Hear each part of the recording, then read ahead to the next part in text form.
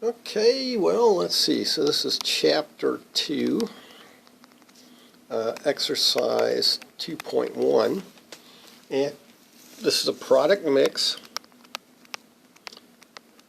And they're saying this manufacturing company wishes to produce 2 lines of its product. So I'm just going to make some notes to act like I'm actually paying attention. All right, so 2 lines of product. Okay, and the super and the regular resource requirements are given in the table, and then we're told there are 1,600 hours of assembly, so 1,600 hours of assembly available. We are told 700 hours of paint time, 700 hours of paint time. We are also told 300 hours of inspection time, 300 hours of inspection time. So I guess those are various skilled jobs in each of those cases, and we can look at our workforce and decide that's how much we have, and we want our regular customers will demand at least 150 units of the regular line. Okay, so demand is greater than or equal to 150 of the regular, and 90 of the super. That's kind of funny, the regular customers and the regular are not the same thing, just sort of I think I might have tried to use usual customers or something like that. Formulate an LP, and so let's get the table in here.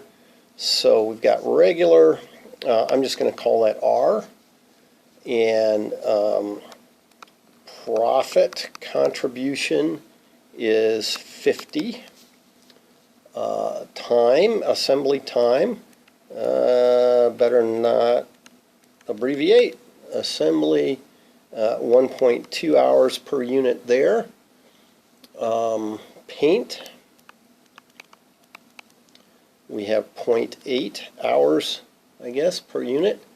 And then inspection, that I can abbreviate, 0.2. And then for the super, we get $75 toward profit, and 1.6 hours for assembly there, 0.9 paint, and again just 0.2 for inspection.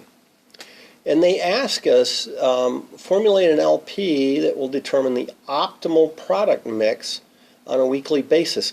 Now see, that's an interesting thing. They say optimal product mix. Well, often in math modeling, you run into this sort of thing is, well, what's an optimal product mix, right? They don't actually tell us what that means. They just say, find an optimal product mix.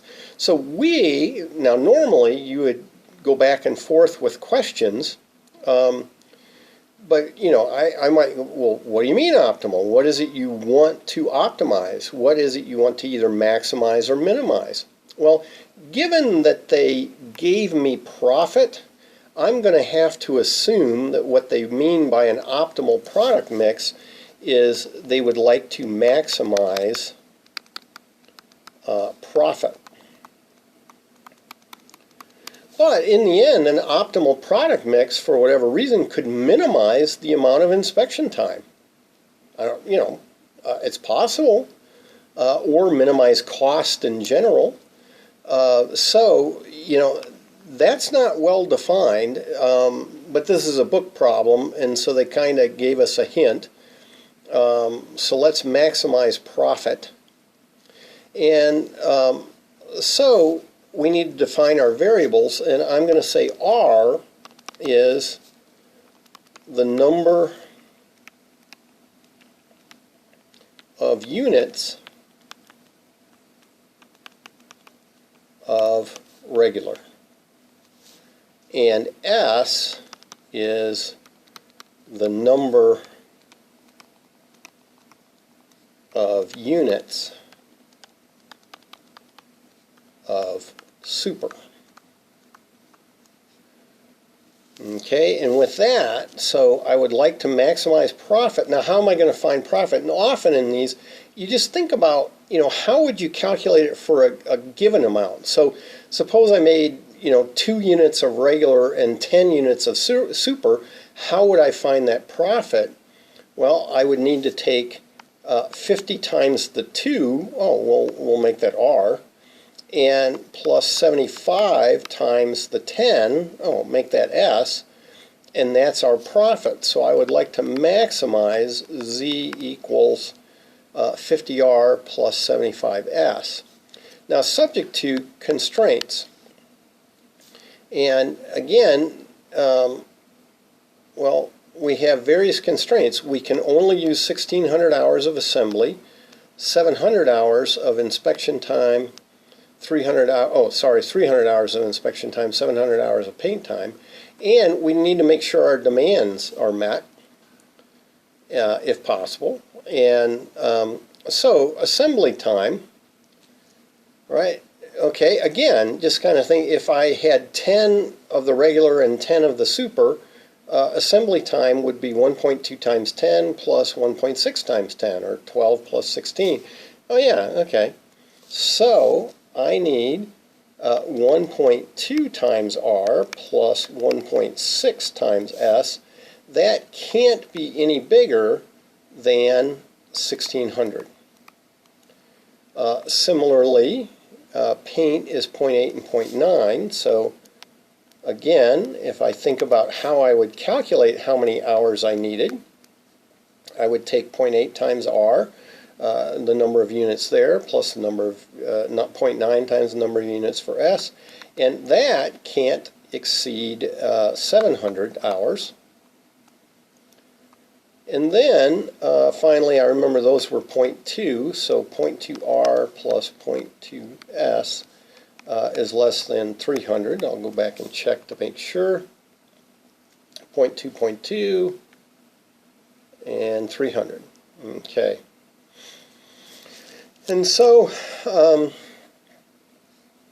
we have those constraints for our resources, but then we have to add in the demand, and it said, okay, when we take our R here, we need to have at least, where did it say?